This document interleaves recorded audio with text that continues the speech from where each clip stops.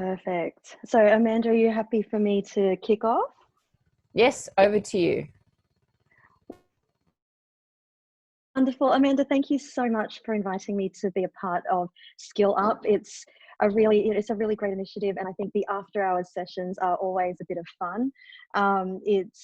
This is definitely HR after dark, so I'm really looking forward to being very practical, very open, and there are no questions that will go unanswered. If there's something that's not in my area of expertise, trust me, I will make sure to get back to you. Today, I'm not going to kill everybody by PowerPoint. So we do have a few little slides to anchor the conversation, but I really do encourage everyone on the Zoom to shoot through your questions via the Q&A or via the chat, and I'll do my best to answer them as we go. So I don't know about you, but right now as a business owner and business leader, there is no playbook for what it is that we're going through. And as HR consultants, I have to put on the face through the day to support clients and guide clients through their HR challenges, and then still come home to my own team and be able to front up to them with a level of authenticity and vulnerability to make sure that they also feel well looked after. In terms of a business, I think it's important to share that we're feeling the challenges too. So I definitely don't want this to be a teach session. I'm learning and growing and exploring my way through this with all of you as well. What I would love to do this evening is to share some of the learnings that we're taking from our clients and also our internal team. Nobody's been here before. We haven't done this before. Even if we have been through GFC, there's no, like I said, there's no playbook for this current state of madness. So today, I'd love to talk to you about JobKeeper, noting that I'm most definitely not a financial advisor. So it's really critical that, of course, you're getting the right advice from your financial advisors. But from a HR perspective, it seems that the only thing people want to talk about in the team is JobKeeper. So it's important that we address it. Changes and the change management and the culture shock that we're all experiencing at the moment. One of the brilliant brains of my colleagues actually applied the term culture shock to what we're going through, and I just think it's so poignant, so relevant to what our teams are facing at the moment. Importantly, sensible savings for a sustainable workforce and for sustainable workforce planning. It's nice language for cost cutting, necessary cost cutting to get us through the literal and metaphorical winter, and make sure that there is still a business still standing on the other side of this, putting things in writing and the HR treatment of tough calls. So as business owners and leaders, we've all had to make some pretty tough calls over the last few weeks, and it's likely that there are still going to be more to come. HR can be seen, I suppose, as a roadblock to making some tough calls or the red tape. It's absolutely not the case. HR is a function and a capability that can really support business owners and leaders and give us some confidence that we're, number one, doing the right thing, but importantly that it's connecting with our team and that we're getting that messaging right. And finally, bouncing forward, not my term, stealing that from the wonderful Mr. Adam Grant, who's a bit of a HR rock star. Highly recommend checking out his podcast. But this concept of bouncing forward, I think that's really nice, positive language to put on the future, the short-term future that we're all facing. So in terms of JobKeeper, now again, please, if you've got any questions specifically in regards to JobKeeper, shoot them through, because I'm happy to handle really specific scenarios and questions here. From a logistics perspective, everybody who has eligible employees should have already enrolled those employees for the JobKeeper subsidy. Some of you may even be receiving your payments already, but that the first 2 fortnights have already been processed through your single touch payroll. From a HR perspective, what we're seeing now is less about, am I eligible for JobKeeper, and more of the grey area in terms of how I can talk to my team about this and answer their questions. That's where the conversation's turning. I think that the government achieved their intention of getting money in people's hands quickly, from the perspective of announcing the subsidy program and making it a reality was relatively quick if you benchmark Australia against other developed countries. What we're seeing now, though, is some of the downside to activating that program so quickly. So there are some grey areas. There is a little bit of a lack of guidance in some respects, and there are many questions that are kind of a wait and see, I suppose, as well.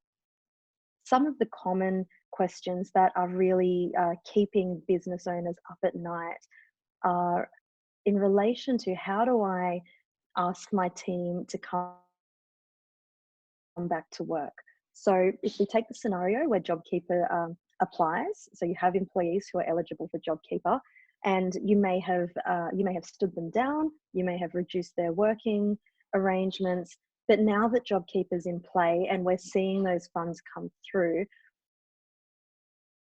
the question is, how do I at the end of the day, each scenario needs to be treated independently, but ultimately the employment contracts that you have in place with those employees, they still stand.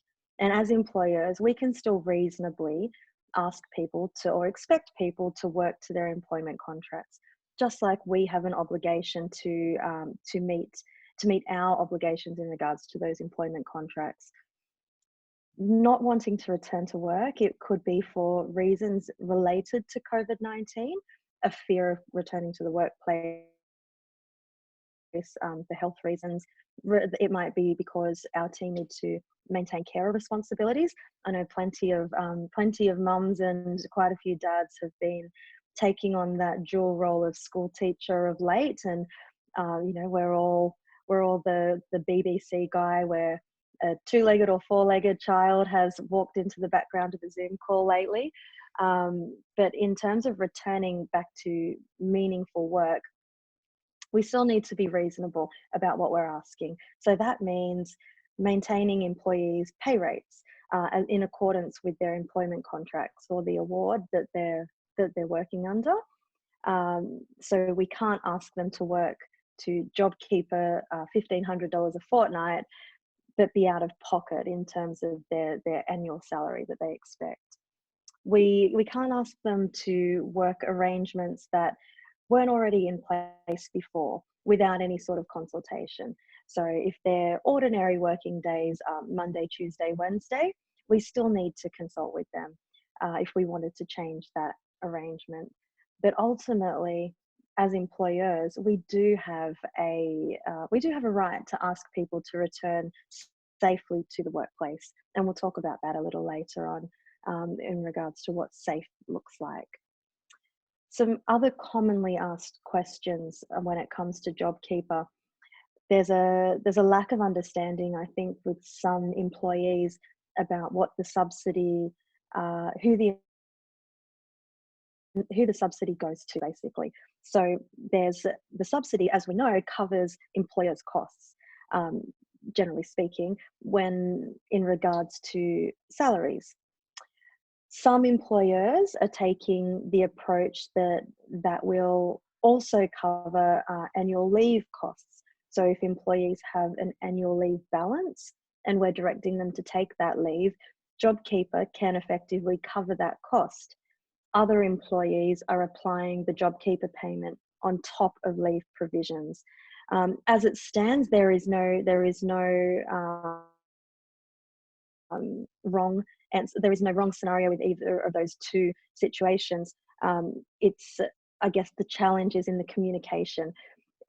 back to your employees, and helping them to understand that that subsidy is really about supporting the business to keep their jobs live, keep their jobs active.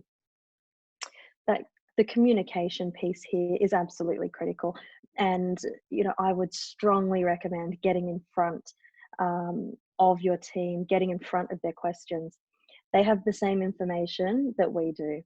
The media has covered JobKeeper relentlessly, and so the understanding in the community is really consistent, I suppose. So incredibly important that we get in front of the team and we're transparent about what we're doing in relation to JobKeeper.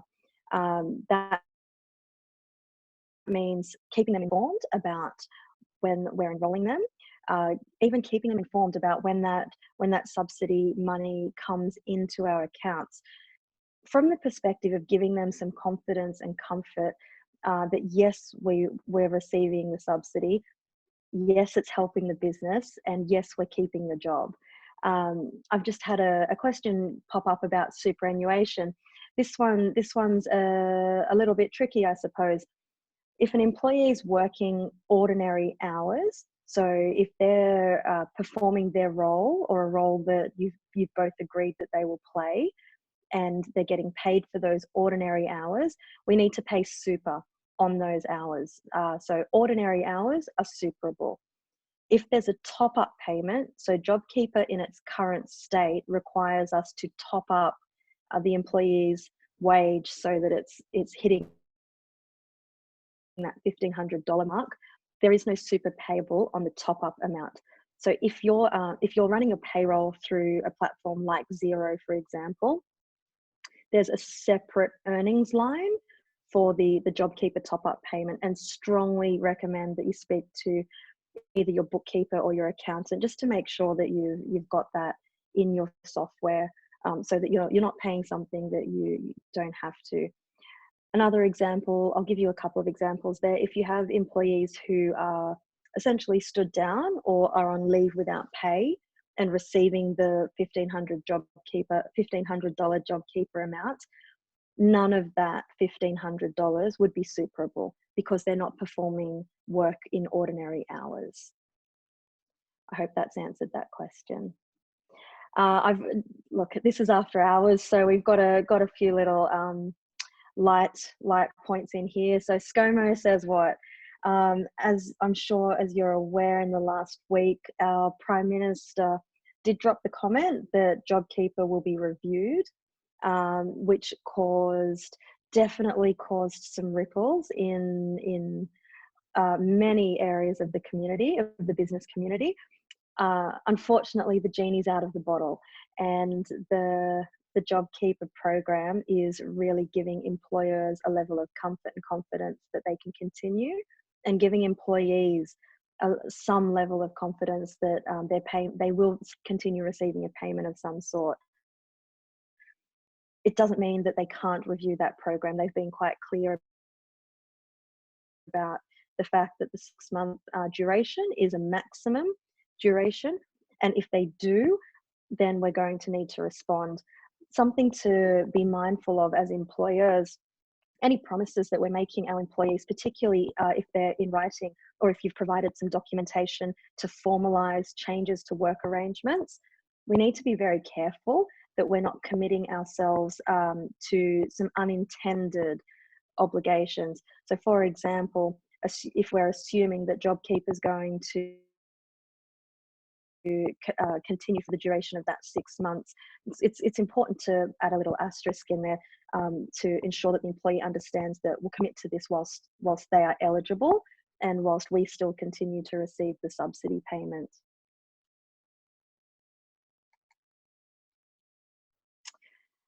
In terms of effective change strategies, I think every business at the moment is in some sort of change, even those who are doing well.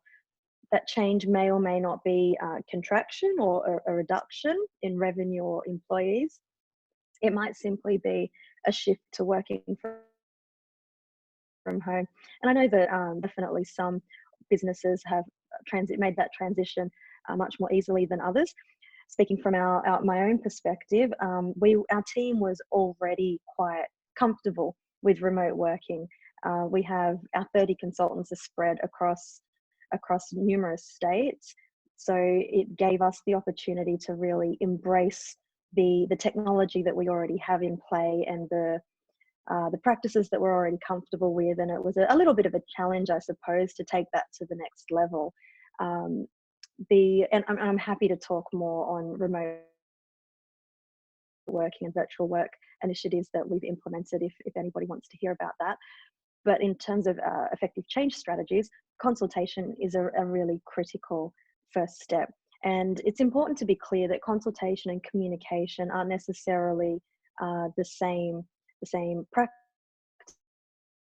but they do support one another. So in terms of consultation, building trust is vital.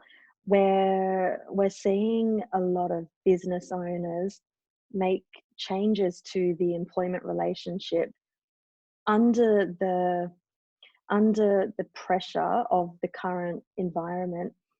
It's really, really critical that I emphasize that just because we're in crisis and there's a pandemic of COVID, it doesn't mean that the legislative and industrial instruments that are in place in Australia won't apply.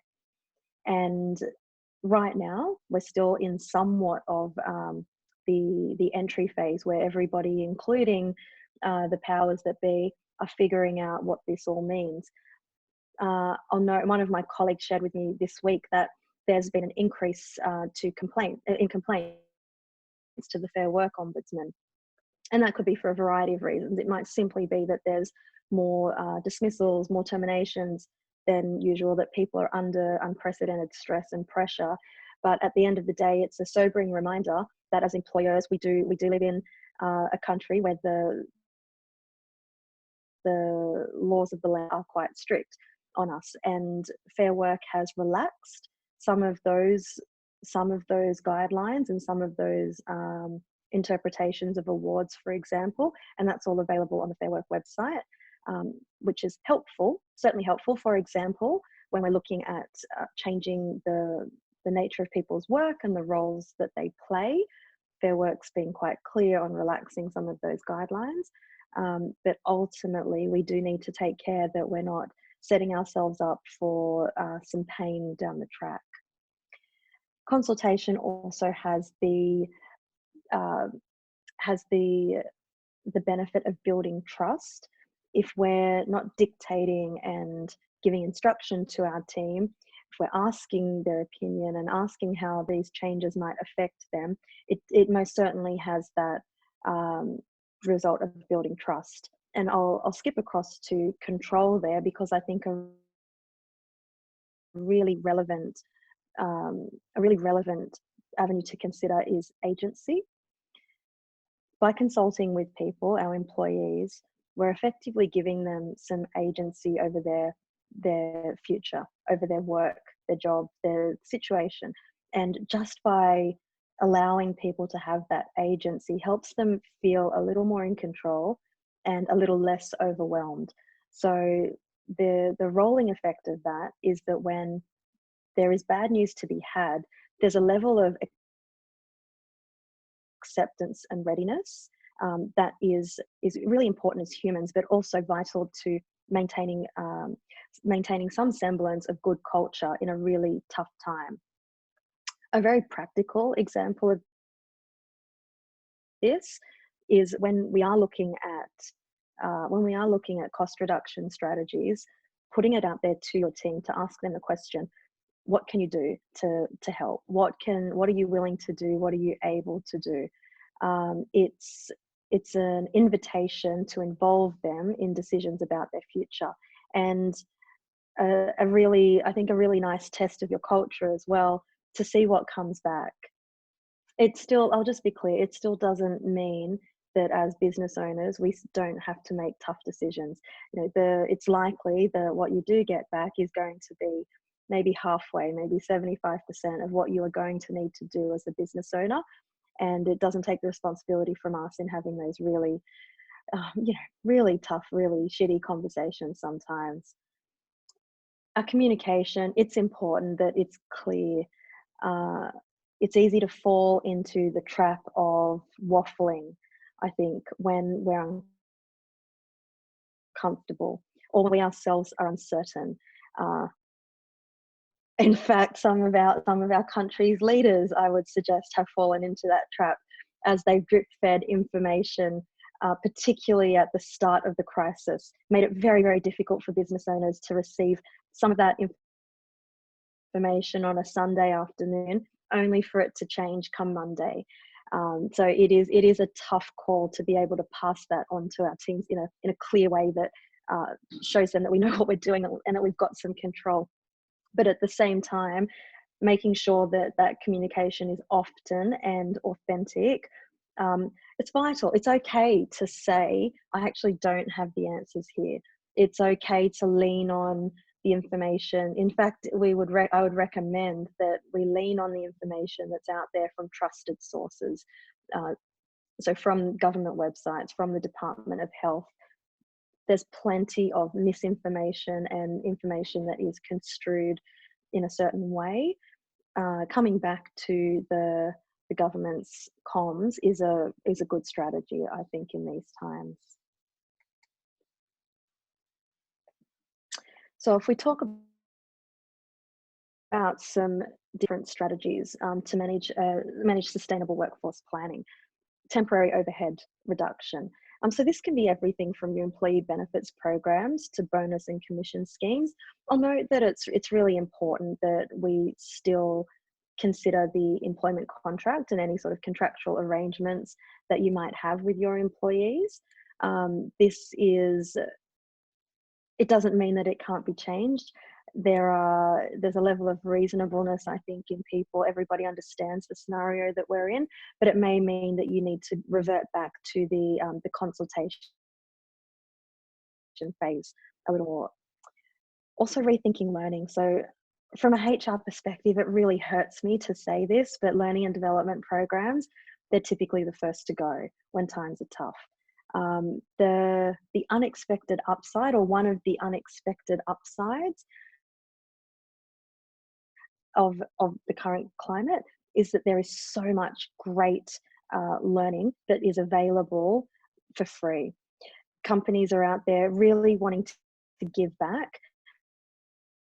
I think it helps companies feel connected to their vision, to have an avenue to give back. And everything from TAFE and universities running some really great programs, through to the very best thinkers and thought leaders in our sectors at the moment, giving away their content for free. There are a lot of resources that can be curated that are relevant to our teams so that we can fill that learning gap. Temporary changes to work arrangements. So this is the tough stuff. These are the tough calls. Reduction to hours, salaries. I'm sure this is something that you've all considered, if already enacted. The HR piece that goes with that is make sure that it's documented, make sure that that documentation is compliant. It's important to note that these temporary changes cannot be indefinite. So we can't see things like when revenue improves, we'll go back to your original contract, or we will review in 2 months, but this is an indefinite decision. There needs to be a finite period. It can be 3 months, for example, and there can be a review and an extension if it's reasonable to do so. In terms of reduction to salaries in particular, if we're asking our employees to take a salary reduction, have a think about what fair looks like and what fair feels like. As business owner, I think it's very easy to think to fall into that trap of I'm sacrificing, and I'm sacrificing hard, so everybody else is going to understand that they need to sacrifice too. That's not always the case. And what fair looks like and feels like is going to be different in each business and for each employee. But there are lots of non-monetary flexes, I guess, that we can put into balance that feeling of fairness. For example, there has never been a better time to implement some flexibility into work arrangements, taking into consideration carers' responsibilities and how work can be arranged on a daily basis to fit with people's lives as they currently stand. Other things like purchasing annual leave that can be taken down the track in 6 months or 12 months when we can travel again. That purchase of annual leave is offsetting the current impact to cash flow, which can be extremely useful from a financial perspective, but the employee also understands that they're going to be compensated down the track. I'll just note here, we've seen a lot of employers use promises of bonuses when things turn around. That can be a really tricky one. If there's going to be a bonus scheme implemented, I would strongly recommend that is done in a somewhat formal way, that there is documentation that scheme is clear in terms of expectations and when payments will be made.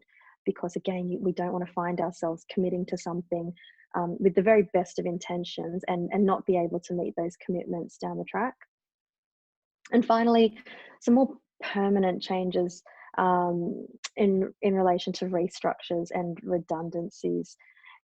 It's important that we're lean more now than ever, and that alignment to core capabilities will look different for each business. It might be that you very much value generalist skills at this time, the all-rounders who can support your business on a number of fronts, or it might be that your specialists are the ones who are going to see you through this.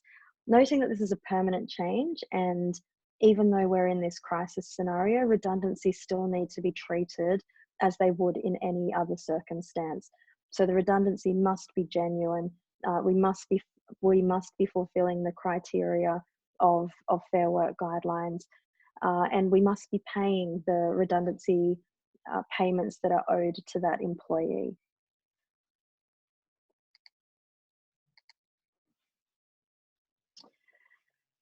So the future of work is here.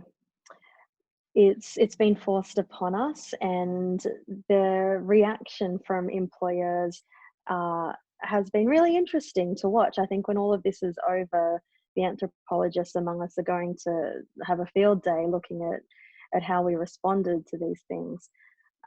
Some practical tips though. First of all, we need to plan. So we've got the 3-step framework from the government, depending on which sector your business falls in will depend on how much that's going to affect you and how positive or negative you think that the plan is. But it's critical for everybody that we consider, is the workplace COVID safe?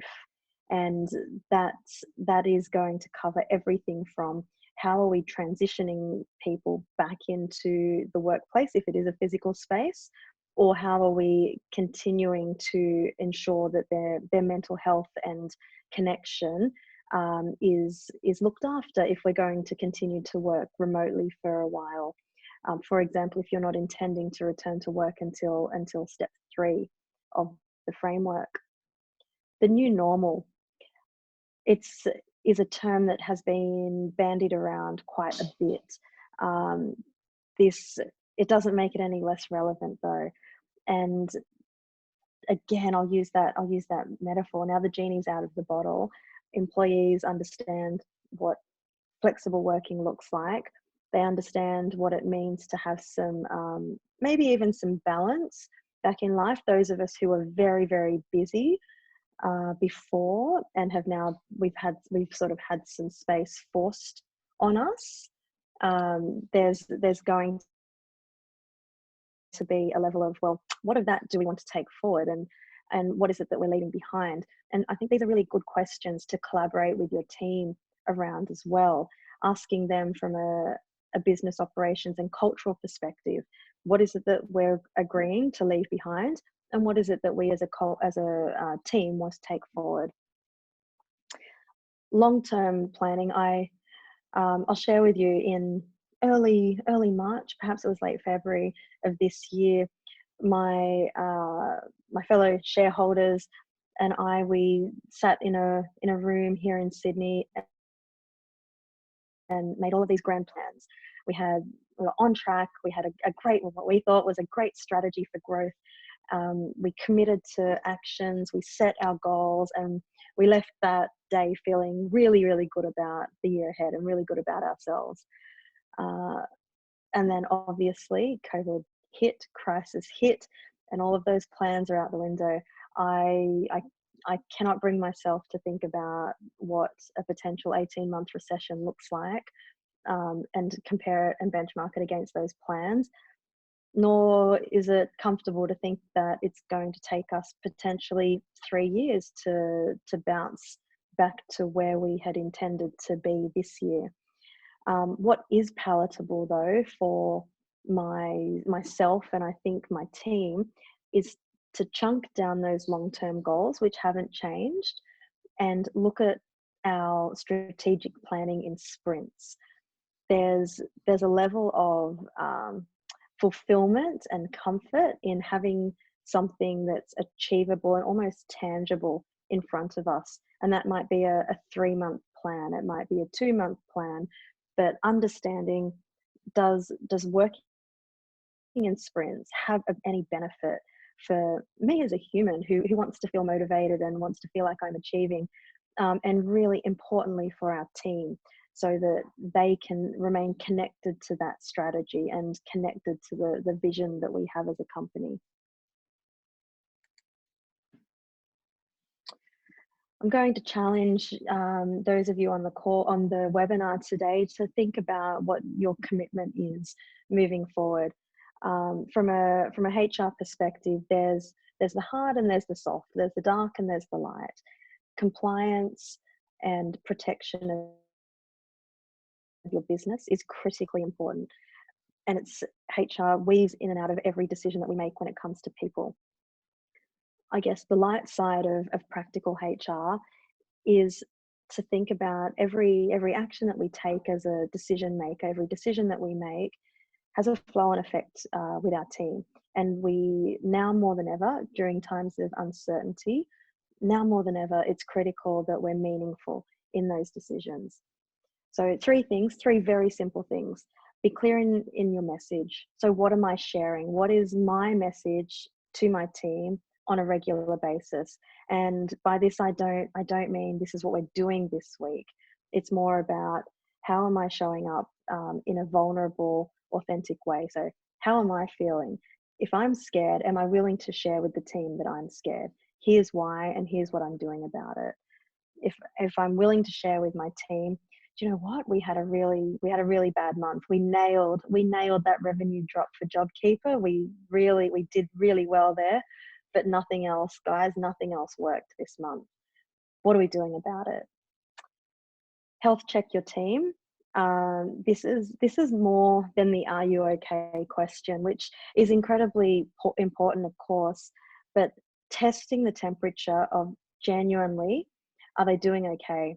And that's not only well-being, but also performance, because we can't forget that understanding how people are motivated in these times is going to be the key to unlocking their performance.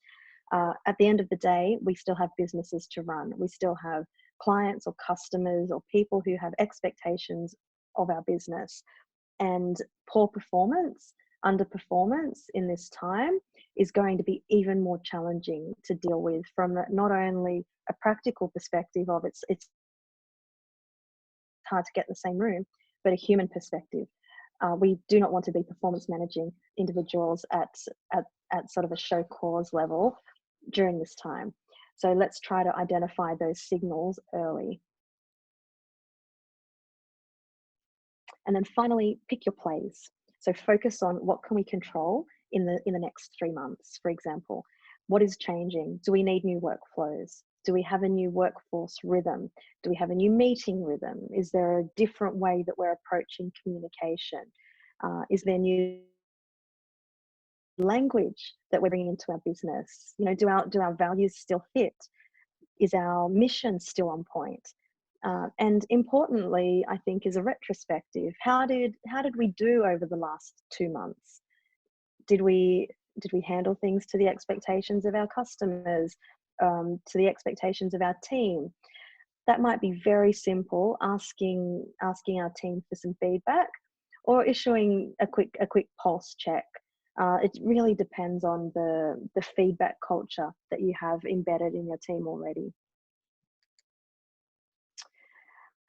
Encourage you all to connect with us via Facebook, LinkedIn, Instagram. We're very happy to help and answer questions. Anything that wasn't addressed on tonight's webinar or that you would like to touch base on, please get in touch with us. We're here to help. It's our way of giving back during this really tough time.